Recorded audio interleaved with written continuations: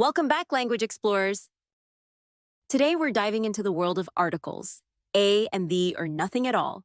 These tiny words can make a big difference in your English. Let's unravel the mystery. The indefinite articles a and an. Let's start with the indefinite articles, a and an. We use these to introduce general or unspecified nouns. Think of them as placeholders. A goes before words starting with consonant sounds, while an goes before words starting with vowel sounds. The definite article, the. The definite article, the, is used to refer to specific nouns. It points to a particular person, place, thing, or idea. No article.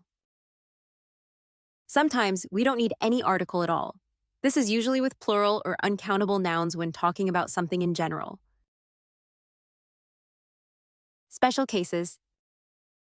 There are some special cases to consider. Proper nouns, names of people, places, etc., usually don't need articles. We use the with superlatives, the biggest, the best, and ordinal numbers, the first, the second. We often use the with musical instruments, the guitar, the piano. Practice time. Exercise 1. Fill in the blanks with the correct article, a and the or no article.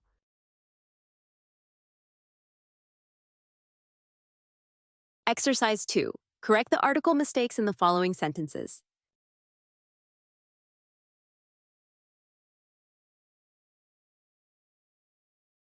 Here are the answers. Remember, practice makes perfect, so keep exploring the fascinating world of articles.